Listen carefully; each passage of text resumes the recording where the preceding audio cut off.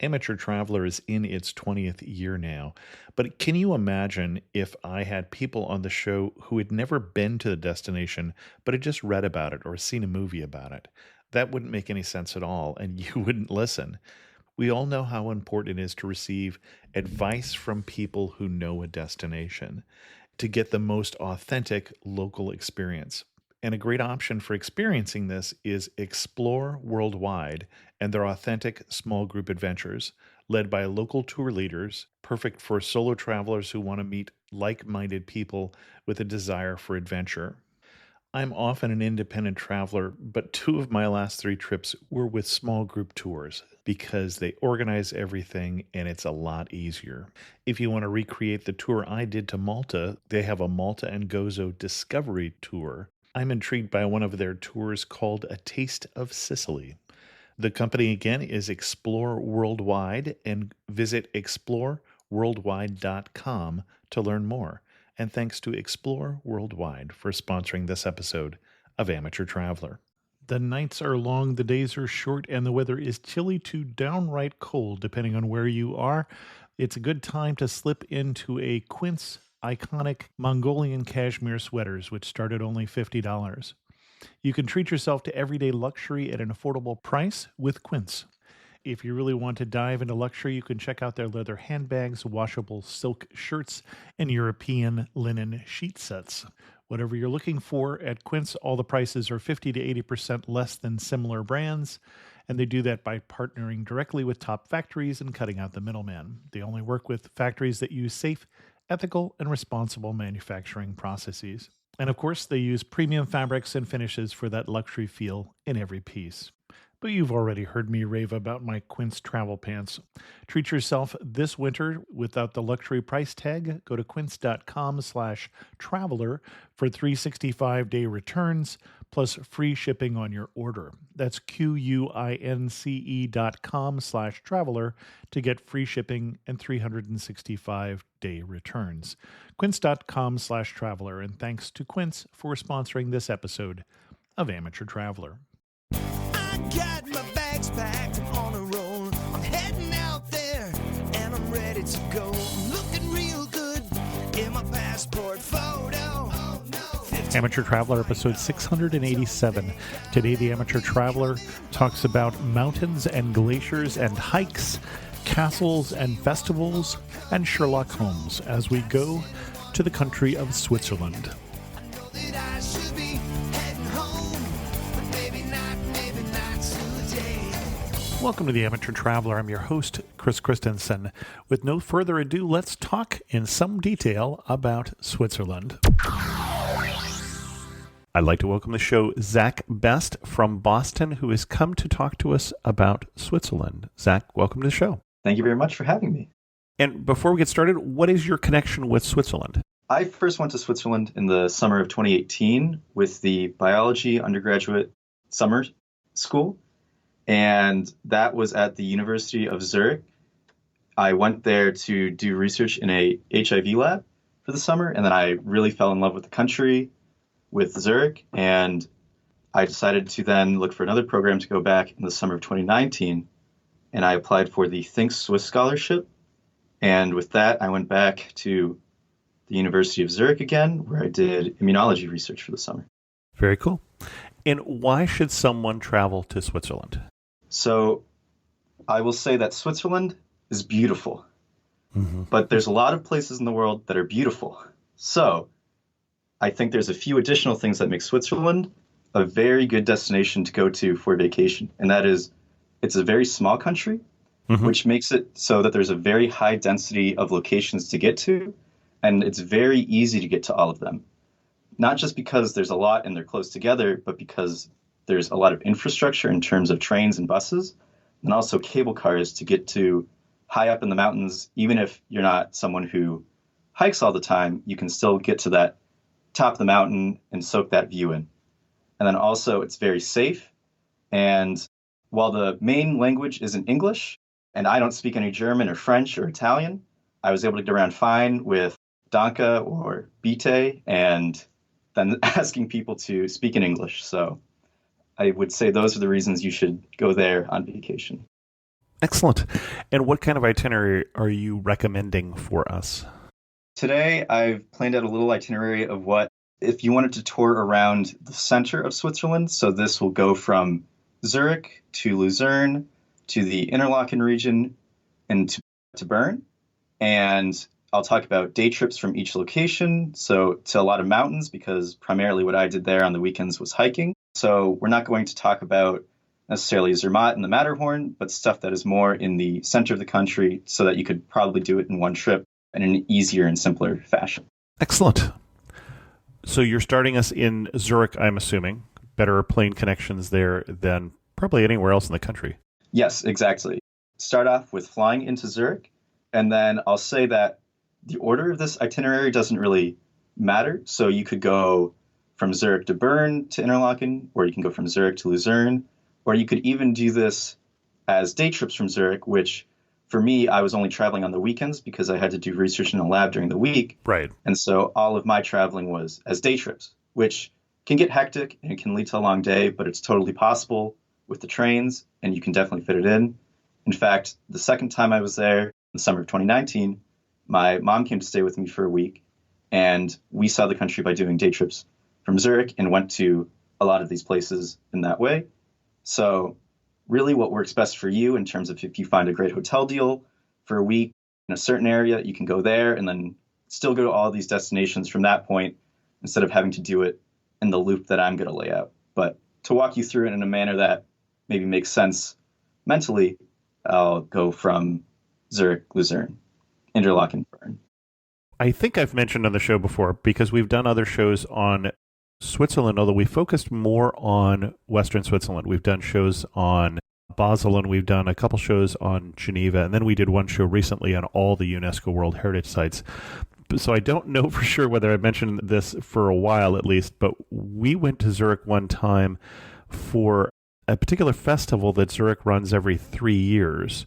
We'll talk about it a little bit later. And that's the only city we've ever been in the world where my wife started looking at real estate and said, these are her people. This is a place where she could live. So you had a similar reaction, it sounds like, when you were there.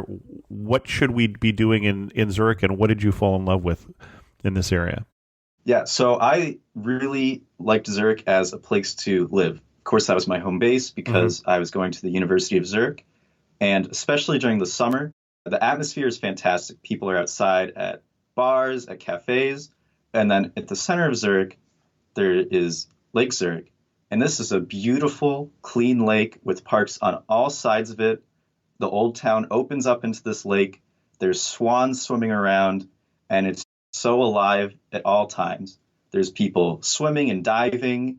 They'll set up high boards that you can dive from. There is different swimming areas on the Lima, which is the river that comes out of the lake. And there you can get a floaty, or you can swim down it with the current and it will carry you along. You get out once you've gone as far as you want. Then you can take a bus back to the start of the river and then hop back down and keep doing that. When you have those heat waves that they've been having in Europe, go swim. And it's fantastic. It's clean and everyone's out and doing that. And even though it's a very cosmopolitan city and there's a lot of things to do, it's not a huge city. And so it's very walkable. It's very easy to get around with the public transportation, and it feels like a great place to live. Okay. Any particular sites you would recommend we see while we're in Zurich? Sure. So I'll say that there is a free botanical garden that's associated with the university, which is very nice. There is also the Zurich Zoo, which has two really interesting exhibits, which I think are very special to that zoo specifically. One is they have a very large elephant enclosure, which is very nice. And then they have something called the Mazuala Hall, which is essentially a giant indoor rainforest where you get to walk amongst the plants and lemurs and the birds they have in there. There's chameleons that are on the trail changing colors. And that's a really wonderful experience. I think that walking around the old town, seeing the giant churches, seeing the plazas, that's all something that, whether you're doing that as your whole day or you get back from a day trip and you want to walk around the lake and get some ice cream I think that's a fantastic thing to do. There's also the Langstrasse area, which was the old red light district, but now it's become this place with some clubs and restaurants. So there's a lot of stuff that you can go there to then get and eat, and it's not going to be as crowded with tourists. Is there a particular restaurant you would recommend or restaurants you would recommend in Langstrasse? I wouldn't say there's any particular one in that area, but there are cheaper options compared to the rest of Zurich because, as I'm sure you've heard from previous guests on the show, eating in Switzerland is very expensive if you want to go to a restaurant. And Right. as a student, I did not do that all too often because I needed to spend money on train tickets. So I will say there's one restaurant, this isn't right in the Langstrasse area, I think was very good, although it's not traditional Swiss food, which is NA081 Pizza. And this is a pizza place. That feels like something I should be trying to solve as an equation. Well, the idea behind it is it's a zip code in Naples, Italy. And this pizza place, the whole restaurant moved to Zurich. And supposedly they brought their entire crew with them. And they have fantastic pizza. And it's a 5-minute walk from the train station. So that will be my one shout out to a specific restaurant. Because otherwise, my advice is go to Coop or Migros and get a sandwich from there. Very cheap. Got it. And you mentioned the churches in town, a couple that I think are worth mentioning.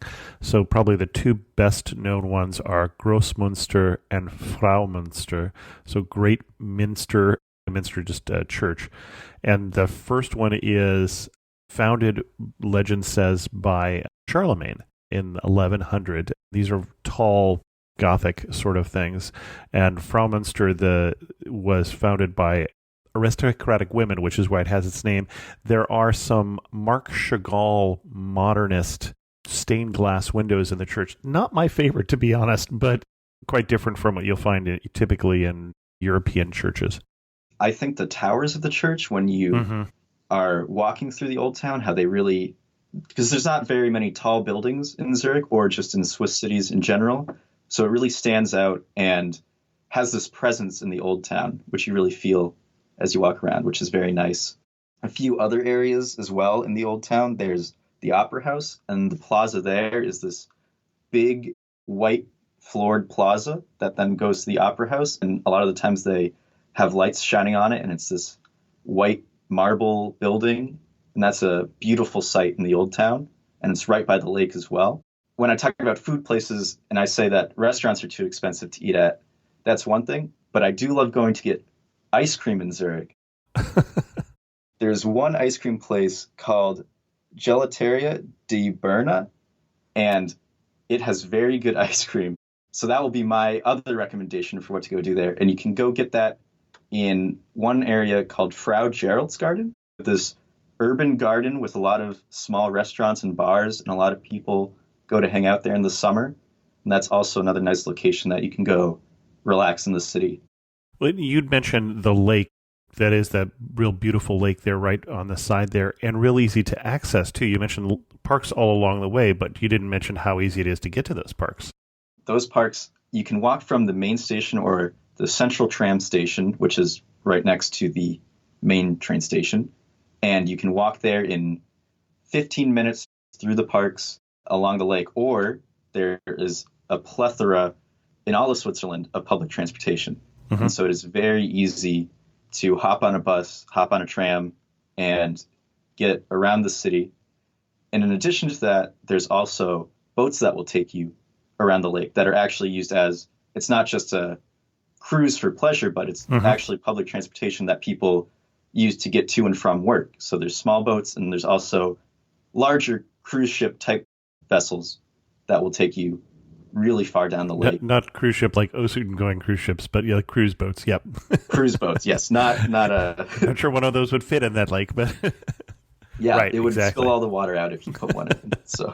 And then I did want to mention this festival that we went to in Zurich. They do every 3 years, and that's Zurichfest. And I don't know if you happen to be there one of the summers that they do it, or if you're time there missed Zurifascht? I was lucky enough to be there this summer, and they did have it in 2019. Okay, so that means the next one would be 2022, if they're still doing it every 3 years, which is the last I'd heard, probably at least 6 years ago when we were there. And it is a sight to be seen, and I have to say that I've seen it in one guidebook that is in English. It is something that I have not generally seen advertised. So I would say that it is predominantly advertised in German, predominantly for locals and the people in the region, but it gets hundreds of thousands of people to the city for a 3-day period, I want to say. And they set up something like 70 beer tents and 70 stages with everything from traditional music to Japanese Elvis impersonators. And I think there was a cover band from Queen and all sorts of things going on. Starts at 10:30 in the morning and ends at 5:30 the following morning, with a great big fireworks presentation being one of the highlights. Oh, the fireworks one was the only time I've ever been uncomfortable, as we were on one of the bridges close to the lake and it was way too crowded. So get a little distance if you're going there to view the fireworks. But one of the reasons I said my wife loved Zurich, so that these are her people, is when you have hundreds of thousands of people and 70 beer tents, by 5:30 in the morning, the city was trashed. I mean, every trash can was overflowing. There was broken glass on the streets. It needed some cleanup. By 10:30, when they started up again, the city was cleaner than Paris on a good day. The city runs like a Swiss watch, I think probably would be the right phrase there. We almost never saw police presence, and yet when someone who at our hostel said they saw somebody collapse because they drunk too much, the emergency people were right there. So it is very organized and very well run. And my wife being a project manager, that's why she felt that these were her people. These are people who get things done efficiently. But it's a great time to see Switzerland with its hair down. Basically, party like the Swiss may not be a phrase that rolls off your tongue, but it might be after you go to Zurifascht. Yeah, exactly. And I think that what you said about it is very true. They have a lot of events going on. Oh, yeah. They have stunt planes. They had this year, I believe it was the Spanish Air Force stunt helicopters there flying over the lake.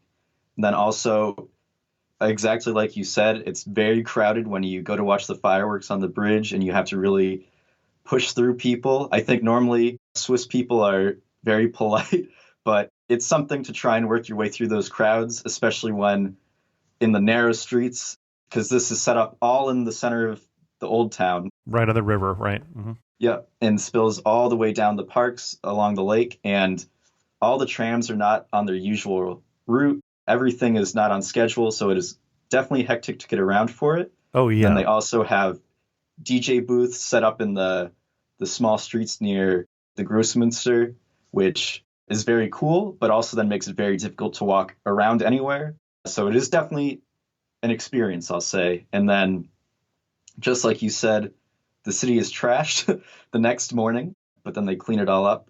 However, if you're like me and you go hiking on the weekends at 6 a.m. every day, you'll wake up and you'll still be able to see the bottles around. And when I go to the main station on days like that, because also there's another big festival that happens every year in Zurich, which happens at the first weekend of August, which is a big EDM festival, which, like Zurifest, and EDM, electronic dance music, like Zurifest, a ton of people go into the center of the city and it takes up that whole area. I believe they say it's 1 million people go every year. Okay, wow. And that is a huge party. You can hear the music from miles away coming from the center of the city. And the train station the next morning feels a little bit, I don't want to disparage Switzerland at all because I love it, but it feels a little bit like a war zone because there's all these people sleeping and hungover in the train station in the center of the city. Probably the only time you'll see that in Zurich, yeah. Exactly. Otherwise, it's very clean and everyone's out and about. And picture this, because it's me with my hiking backpack and I look a little bit like a Boy Scout ready to go hiking. And then it's all these party people in their rave clothing, hungover and passed out in piles. And I'm walking by them to get on the train. So that's another big festival you can go to, although that one's also very chaotic, just like Zurifest. And then there is one other festival that I was there for, which it's not a huge festival, but it's called the Limot Swim. And Okay. so what that is for half a day, people can all go. You actually have to sign up a little early in advance because it can get very crowded, but it's still fun to go watch. And you rent floaties and you go from the lake and then you float all the way down the Limot with just a huge crowd of people. The Limot being the river that goes through the middle of town. Mm-hmm. Yes, yep, exactly. And so everyone gets the same floaty and they all vote on a name for it. The design for the year will be like a starfish or something. And then the whole city will vote on a name for what their starfish float is going to be called. So that's another fun thing you can go see there, or you can do it on your own. That isn't happening if you can find an inflatable somewhere that you want to carry down with you. Very good. Well, and I would say if you do travel to Zurich on one of those days the festivals are on, especially the two with the large amounts of music going on, it should affect your choice of accommodation. We actually stayed in the city backpacker hostel, which is right downtown, and they really tried to talk us out of it because they said, "No, you don't understand. There's a stage outside, and they'll be playing till 5 a.m." And we said, "Yeah, no, we understand. No, really, right outside." We brought earplugs, but it worked fine for us. But it would not work for some other people. If you had trouble getting to sleep or trouble getting to sleep with noise, that would not have been a good option. Excellent. Anything else we want to talk about in Zurich before we move on with your itinerary?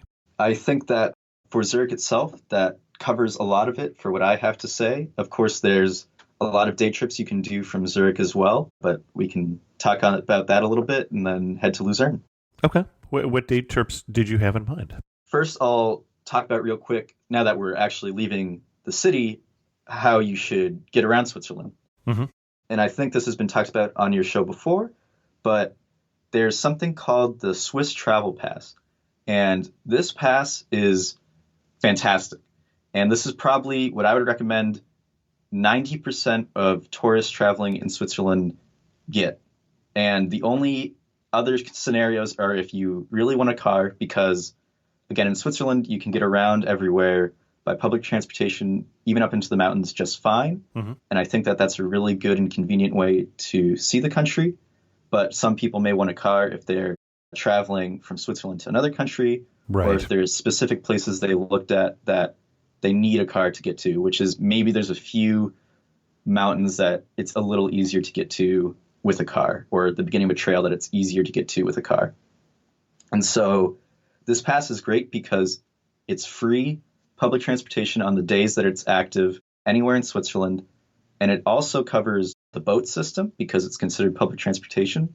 So one thing that I really recommend to people when they go is to do cruises on some of the lakes. And so with this pass, that's totally free. Then also there's a few cable cars, which are normally very expensive, that this pass covers as well. And then besides that, it essentially covers most cable cars is half off. So it gets you a huge amount of discounts and free activities. And then you can also get it as either straight in a row options. So it would be 3 days in a row.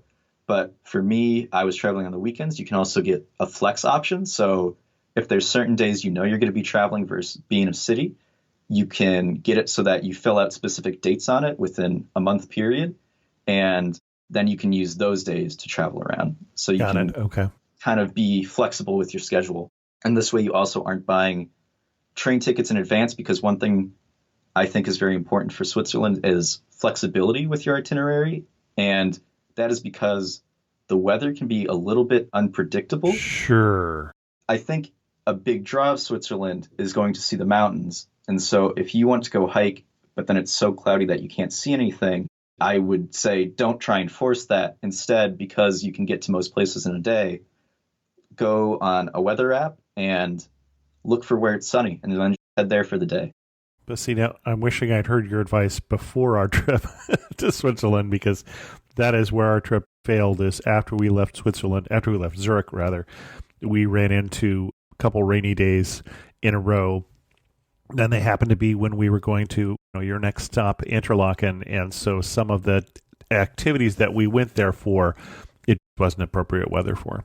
Yeah, exactly. And that it is tough because Switzerland's also not a big country, so when it's rainy in one place, it can be rainy in most of the country, All but still, places, yeah, but that's true. still, there's the chance that you can find somewhere sunny to go. And Hmm. so I was kind of a madman with always checking the weather right before I'd go somewhere just to make sure Mm. it was going to be sunny and I would enjoy the hiking for the day. Real quickly, the other option for maybe the last 10% of people is there's something called the half pass. And this is a pass you can get for $120 for a month, I believe. And with that, all tickets are half off. And so if you Okay. use that, there's an app called SBB Mobile, which if you go to Switzerland, you need to download this app. There's no two ways about it. You need to have this on your phone in order to get around easily. It's the official app of the train system, and it is fantastic. You put in your destination, where you're starting from, and it will give you all the different ways you can get there, the times. It's very up to date. It will tell you if trains are late, which is rare, but it can happen. It will tell you if there's construction going on, so the normal route of the train is off by a bit and there's a detour, and you can also buy tickets with it. And so if you're in one area and there's a line for the ticket booth because there's a bunch of tourists, you hop onto that, you buy a ticket, it gives you a little QR code that you show to the conductor, and you're on your way. And it also will show you discount tickets because if there's a train that is maybe early in the morning and there's not many seats on it, they will lower the price.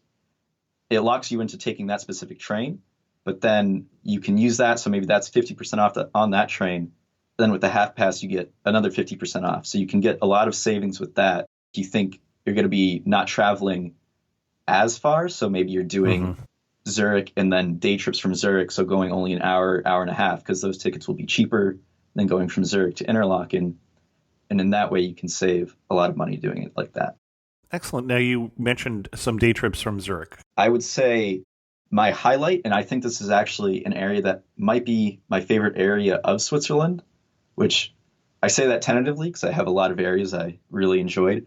And that is if you go from Zurich to the Appenzell area and go to Mount Santis. And this area has beautiful hiking.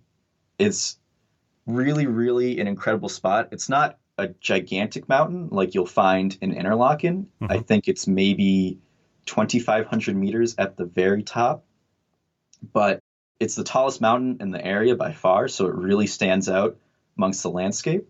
And then there's a lot of different hiking you can do here and also a lot of different sites. So, for example, one thing is there's the Asher Mountain Restaurant, which is a restaurant that is built into the side of a cliff. And in recent years, this has become a really, really famous Instagram attraction. So famous, in fact, that the previous owners quit because they couldn't handle the tourism anymore. Hmm. And now it's reopened with new owners. But that's a very beautiful spot. It's a very interesting restaurant. And then it looks over Lake Sialpsee, which essentially means mountain lake. It's a very beautiful lake. It reflects the surrounding mountains in an amazing way because it's at the bottom of this very sharp valley. So you get all the mountains reflected right in this lake. And there's cows walking around it. In a lot of Swiss areas, you'll find cows all over the trails. There's sheep In walking the around. summertime. In the summertime, yes. From my perspective of Switzerland, which is only in the summer. So, Right, right. and there's also some very interesting geological formations there. The Saxer Luke, which is it's a gigantic fin of rock that comes out of the ground and rises above the valley. And that's a beautiful area to hike by. And you can also see people climbing to the top. And then if you are adventurous and you're a good hiker, you can go to the top of Santis. And going to the top, you have to go through some snow, even in the summer. And there's some ladders and rungs that you have to climb up, which it's not really dangerous. But if you have a fear of heights, I would not try to go to the very top because you're going to run into that and need to turn around. But I did a really large hike in this area that you can do to combine all of these sites into one, where you go to this cable car, Hoherkasten, and then it's about a 6.5 hour hike, 6 hour hike to go from there all the way to Santis, and you walk over the whole area, and you really get to see this fascinating geology. And it's unlike most of the other mountain ranges in Switzerland in the way it's shaped. And there's these three beautiful lakes there, Sialpsee being one of them. And I think that's a fantastic day trip from Zurich. It's maybe an hour and a half to 2 hours to get there, depending on which part you go to and which cable car you take. In terms of where you're going, you're heading east from Zurich over towards the border with Austria and Liechtenstein. Exactly. And from the top of Ebenalp, which is one of the peaks on this little mountain range, or from Santis, you can see into Austria, Liechtenstein, and even Germany. Sure. And there's people that are parasailing and paragliding there. Whether you're doing an intense day hike or going to enjoy the views and walk by the lake and look at cows, I think it's a really fantastic area. And also the train ride in is probably what you expect in terms of Switzerland, in that it's rolling green hills and farms. So it's probably your idyllic Swiss area. And I think that that is really a special place in Switzerland because it's also not as heavily touristed because it's not down in the Interlaken area. Okay. Well, excellent. Well, we should probably move along here. Anything else we want to say about the Zurich area before we move further into your itinerary? I'll quickly mention two other day trip options without going into detail, but one is going to Stein am Rhein, which is a very beautiful little village on the Rhine, which is in northern Switzerland. And it has a castle above it that you can walk to. And also the town is filled with murals on all these old buildings. So the whole town is essentially covered in paintings. And so that's a really nice area. It's somewhere you can go if it's rainy. So maybe you don't want to go into the mountains, but you can still walk around this town, and it's very delightful. There's people that bike through the town and along the river there, and it's a nice day trip. And then also going to the Glarus area, which is southeast of Zurich. Mm-hmm. And this is an area that I have rarely seen mentioned in any guidebooks of Switzerland because it's, I think, where Swiss people go to hike and vacation. But there's some very beautiful hiking there. And one thing in the episode about UNESCO sites, it has the Sardona geological area. Right. And some really nice hiking there. Some of my favorite hiking in Switzerland is in that area, I would say. Excellent. And then you moved us on to, do we want to go to Interlaken next? I think before Interlaken, we'll stop at Luzerne because sure. We'll be on the way. You'll take a train from Zurich to Luzerne, and this is also a spot you could do as a day trip from Zurich because it's a 50-minute train ride. But it's a city that you could go here, and I think you could spend your week just in this area as well. Mm-hmm. And so Luzerne is probably my favorite old town in all of Switzerland. It has two, I believe it used to have three, but two now still stand, old covered bridges that go across the lake right as you come out of the train station. Mm-hmm. You'll see that, and you'll see the lake there. And in the summer, they'll get covered in pollen. So the roofs of these large bridges become yellow, and they're on the sides. There's flowers all over them. And it's an amazing sight. And inside these bridges, they have paintings depicting, part of it depicts the plague. So they're actually very morbid paintings inside this beautiful covered bridge. Did not remember that. They're creepy paintings. You have this sense of, oh, I'm walking through this beautiful area, I'm smelling the flowers, and then you look up at these paintings and it's skeletons carrying dead people around. So a mixed message for sure. And then it's also a very easy old town to navigate because it's not that big. So you walk right along the river that goes backwards from the lake past these bridges, and you walk until you get to the old town walls, which still stand, and you can go up into them until I believe it's 5 p.m. every day. So you maybe want to do this first because you won't be able to get in once it's nighttime.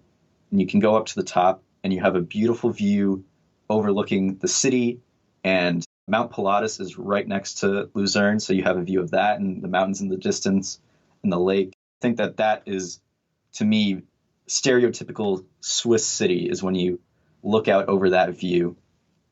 And then from there, another thing to do is you can take a 15-minute walk or take a tram over to the Lion Monument in Luzerne. And this is a really large stone sculpture dedicated to Swiss mercenaries who died during the French Revolution. And it's this gigantic, beautiful, it's a line carved into a cliff overlooking like a small fountain. And that's a very nice sight in terms of one other thing to see in the old town before you start going to the mountains in the area. Okay. And so once you've done that, which to be honest, it probably takes you half a day to do that. Just like most cities in Switzerland, Lucerne is not very big. It's very nice. It's not going to take up your full day to see it if you're on the move. And so this is where the Swiss Pass really comes in handy, because then now you've taken the train from Zurich and now you're going to hop onto a boat to get across the lake, which would normally be very expensive. But again, with the Swiss Pass, it's free. So you'll take that boat over to Mount Rigi is one of the options you can go to. And so you can take a boat right to the base of Mount Rigi and then use the Swiss Pass to get most of the way up by cable car if you choose, or you can hike. And again, this is free with the travel pass. And from there, you hike to the top. It's maybe an hour.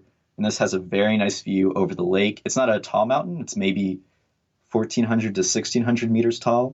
But it has a great view over the lake. Very nice. It has the mountain backdrop, and it itself is this rolling hill with a lot of flowers on it, cows, things like that, Swiss things. Then you can leave. It's a cogwheel train back down, or the cable car, either way, and then head back to Lucerne. And that would probably be a full day trip, but that would just be a really great introduction to Switzerland. So if you wanted to leave Zurich, maybe Zurich has a festival going on when you first get there, you could easily go straight to Lucerne, and that could be your introduction to Switzerland. And I think that would be really terrific, because you don't have to do any insane hiking yet. Recover from the jet lag, explore this beautiful city, take a cruise on the lake, and it's a wonderful experience. Also in this area, we have a few other day trip options, which you can do. So one that is free is you can go to Stowe, which is this mountain town on the other end of the lake. So you can either take a cruise ship there, which would take, not a cruise ship, but a cruise there on a smaller ship, which would take a little while to get there because it's at the far end, or you can take a train. And then I believe with the Swiss Pass, again, this cable car is free. So it's another thing you can quickly fit in if you want without paying any extra money, as long as you've gone with that option. Do a short hike there. It's not a really big hiking area, but it has some nice views.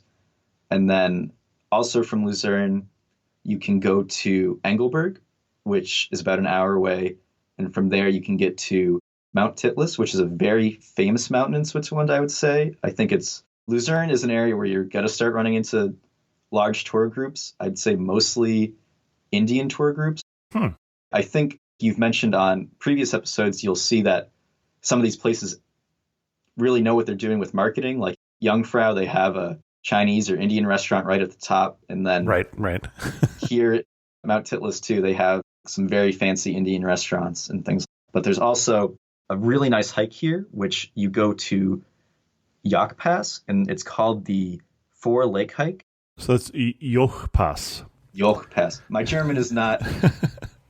So Jochpass, just for those playing the game. Yes. My German doesn't extend much beyond Ich spreche kein Deutsch, which is...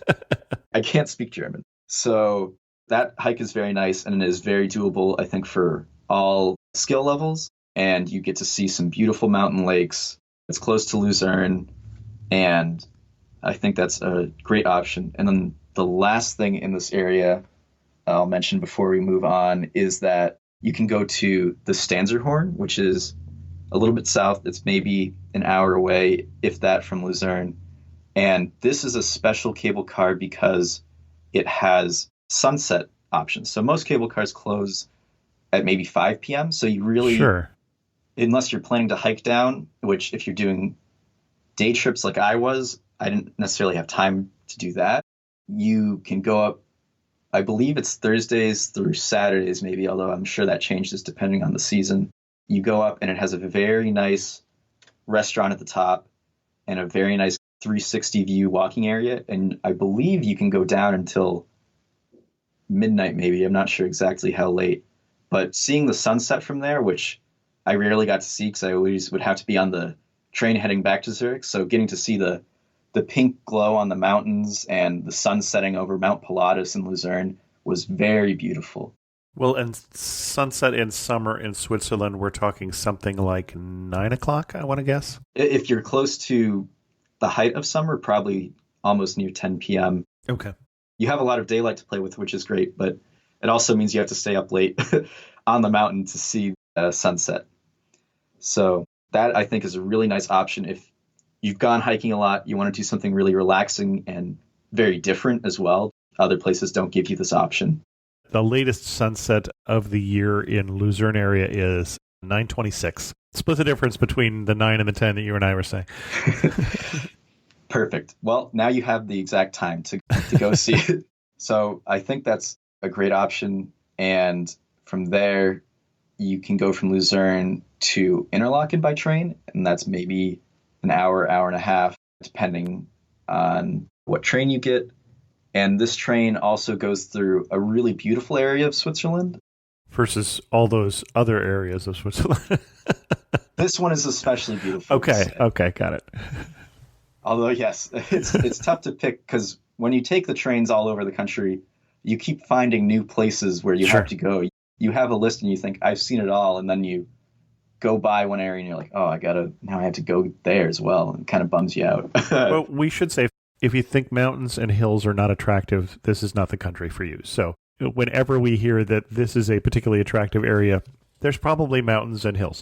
Yes, exactly. And that is one thing I'll say for the why Switzerland again is, well, there's a lot of very nice cities here that I think are very beautiful. A lot of them you could probably see within 2 days. So if you really want a more cosmopolitan vacation, I think you would have to look elsewhere. Okay.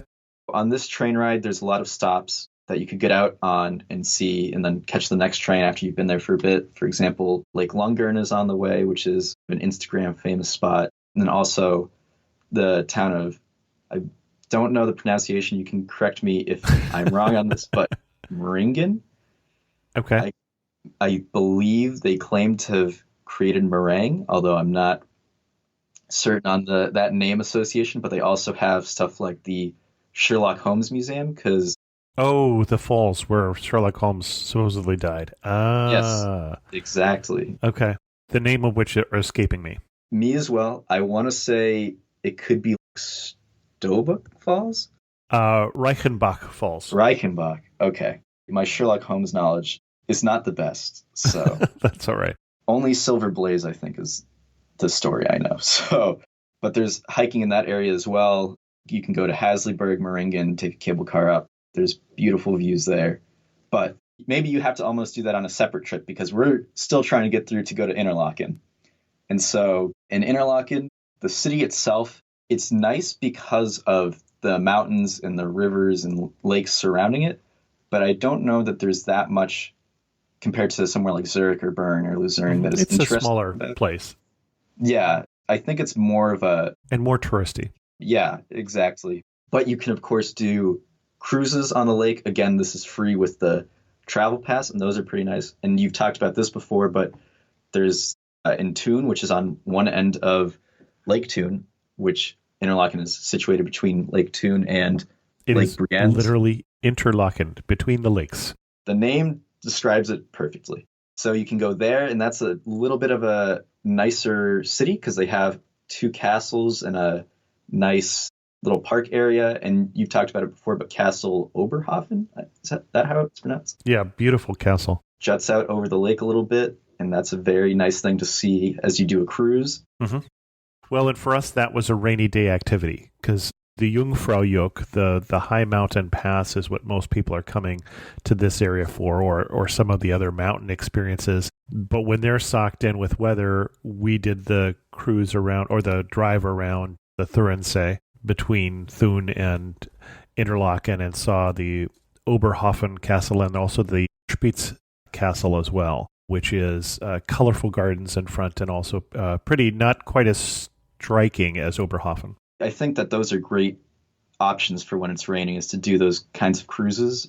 And then also It's near Meringen, but there's something called the R Gorge. Okay.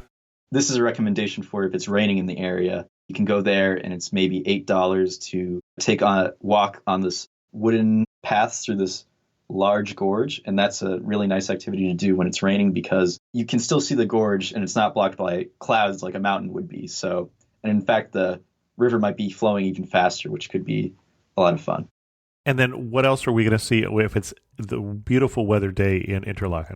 I'm glad you asked because that's what I want to talk about. So, when it's beautiful weather, which hopefully you can check some weather apps and get good luck with the weather, you should go to, in this area, the Bernese Highlands area. There's a lot to do, and it's all accessible from Interlaken, but directly next to Interlaken, you have Grindelwald, Lauterbrunnen, and then Jungfraujoch. And so these three are, I'd say, the big names in the area. And I'll say that Lauterbrunnen is, again, maybe one of my top places in Switzerland. It really is very striking. There's waterfalls all along the cliffs there. And it is, I think this has been talked about before as well, it is a little bit like Yosemite Valley in terms of how it looks. And you can take a walk from the actual town of Lauterbrunnen through the valley. It's about an hour and a half. And I think that's a fantastic experience. Even if you're not someone who wants to go hiking, walking through that area is really spectacular.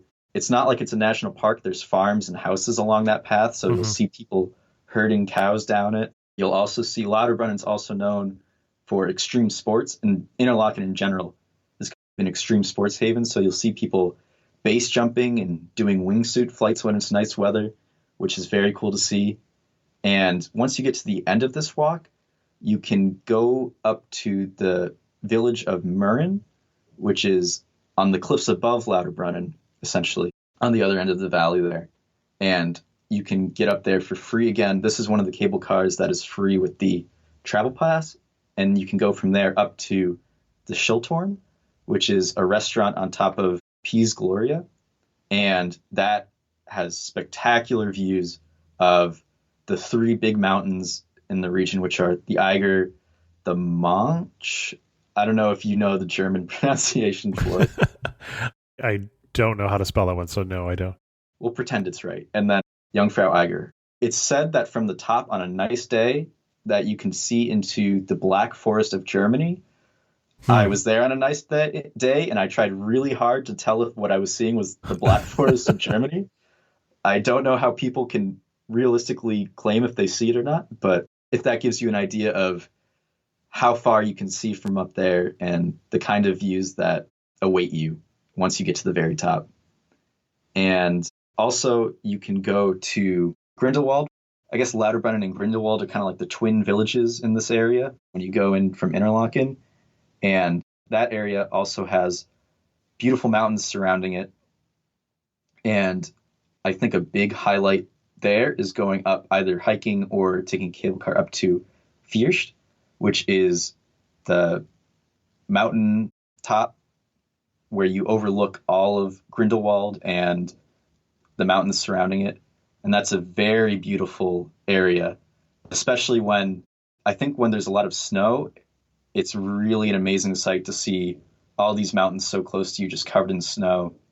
And there's also, maybe people have seen photos of this. They have a famous skyline walk there, or cliff walk, where it's a little glass walkway that goes out over the void where you can take pictures. And also, if you hike back about an hour from Fürst, again, a very easy hike. This is a touristy area. There is Bakalpsee, which is a beautiful lake there that reflects the mountains in it. That's another great site, which if you take the time to go an hour from where the cable car takes you and where most of the tourists are probably staying, you can really get a different view. Still busy, but less crowded. And the one thing to note about this is, I don't know if this is a usual experience, but I was there in early June, and there was actually so much snow there still that you couldn't even do that hike. And I think that this last winter, Switzerland had gotten a lot of snow, so maybe it's not always impassable in June. but that's something to consider when planning your vacation. If you really want to go hiking, not just going to the tops of the cable cars, which are still running, you might need to go beginning of July, mid-July, just to make sure that the snow is melted. Although I think it was an unusually heavy winter. If you're even more adventurous, there's a 6-hour hike, but it's very flat for the most part, from Fürst to Schinigerplatte, which is another mountain top train station in the area. And you can do this in either direction. And that will also take you on a ridge where you look down on one side and see Grindelwald and the mountains there. Or if you look over the other side, you see Lake Brienz and you see the Brienzer Rothhorn Mountain. And you have this beautiful dual view on this very easy hike just for most of the way. And that's fantastic. And that's a very nice spot. And then I think a lot of people, when they talk about this area, they hear about Jungfraujoch because it is very heavily marketed. People call it the top of Europe, which, to note, it's the highest train station in Europe. Right. So don't fall for their marketing scheme. But it is nice. Pretty expensive. It's not something that you get free with the travel pass. But if you can go when it's nice weather and you really want to do something that is the jewel in your trip to Switzerland, I'd recommend it. However, because it is very expensive, if you're trying to plan a trip where you're worried about, oh, should I go here or here based on cost, I would say it's not a necessary thing to go do. You still can get amazing views for a much cheaper price going elsewhere in the area, in the country. So, but what I will say, for if you go to Jungfraujoch, if you go up from Grindelwald, you can take a cable car from there to Mannlichen. Again, the pronunciation for me is maybe not exact, but it's a mountain in the center between Lauterbrunnen Valley and Grindelwald. So you overlook on both sides of you essentially this whole area with Jungfrau behind you. So you have an amazing 360 view of the area from there. And then you walk about an hour and 15 minutes to Kleinstadeg, which is your tickets checked, buy your tickets to go up in the train to Jungfraujoch. And so if you do it in that way, you get to add on a little bit of extra sightseeing instead of just rushing up to Jungfraujoch right at the beginning of the day, because there's a lot of trains going. It can be tough if it's high season there. There may be an issue with reserving tickets or trying to buy them day of, but I was able to buy them day of near the beginning of August, which is probably near the height of tourist season, I would imagine. So you can still definitely do that and kind of improvise that trip just based on if the weather's looking nice. And then this has been covered before on this show, so I won't talk about exactly what there is at Jungfraujoch, but one thing I'll mention, in addition to the shops, and there's a little fun park with sledding and a zip line and golfing, there's an hour-long walk you can do to a mountain hut through the snow.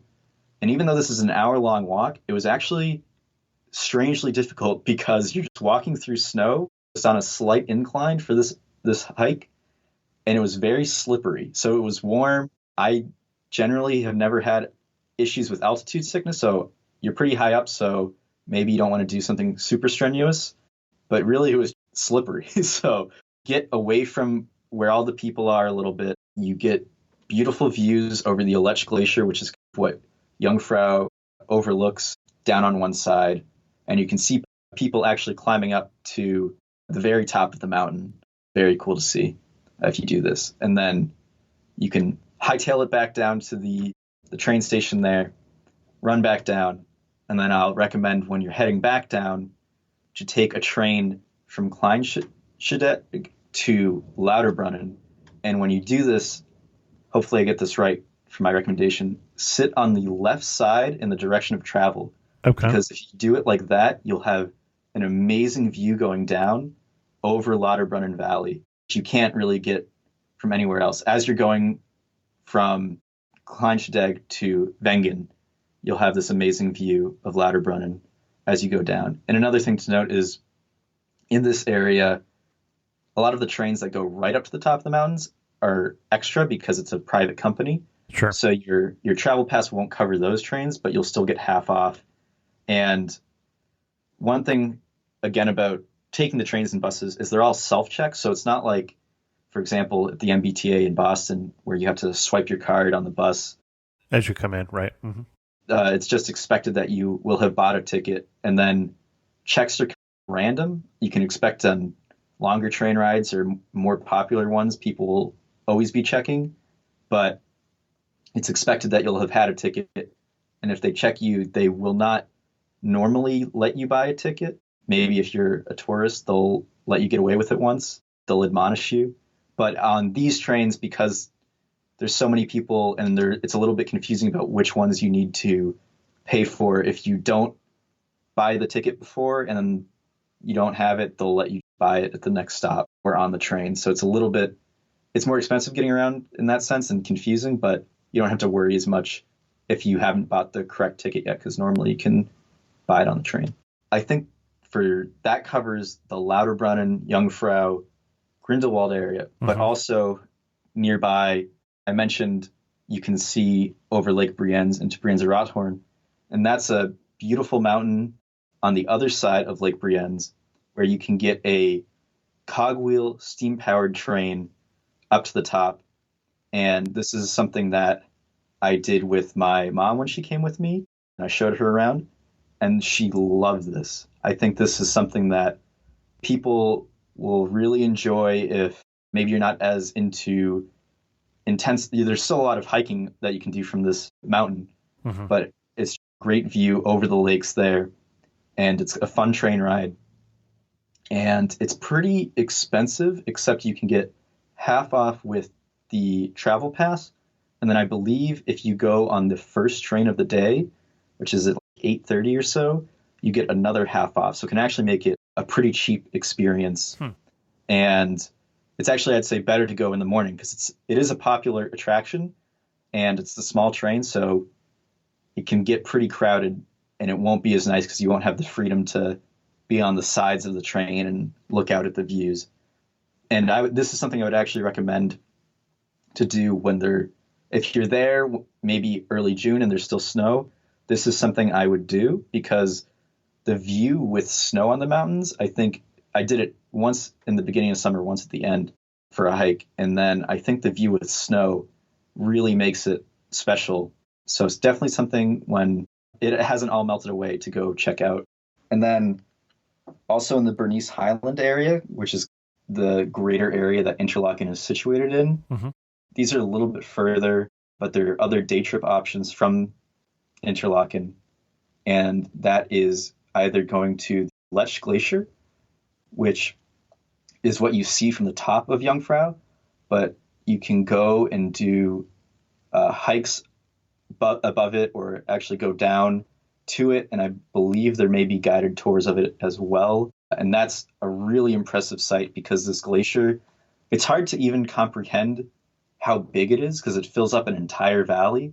And unless you think of it that way, you're like, okay, I'm seeing it from really high up. How big is this? Is it like a river or something? But it's gigantic. It really fills up this huge amount of space. And there's really nice hiking trails there where you have views going where you can see into the Wallis region of Switzerland, which is where the Matterhorn is.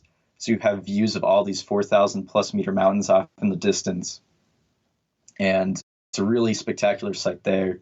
And then another one of my favorite areas is you can go to, I know my pronunciation for this is not correct. So it's Ochinense or Ochisen. That's pretty good. Oshinense would be what I would come up with as well. Okay, excellent. Well, that's good to know because I think for a while I was pronouncing it very incorrectly, and then I think they were trying very politely to tell me that I was wrong about it. But you can go to, I believe the train stop would be Kandersteg, or that's the area where this lake is, and you can take a cable car up, or it's a short hike, maybe an hour of gravelly switchbacks. And you get to the lake, and there's a restaurant there. You can get a rowboat and go out onto the lake. But what makes this so striking, I mean, there's a lot of lakes in Switzerland that are spectacular and lots of mountain lakes. But this one is pretty big, and also immediately around it on essentially all sides are huge mountains that shoot up right from the edge of it. And so it's this very imposing looking lake with these mountains. There's waterfalls all around it.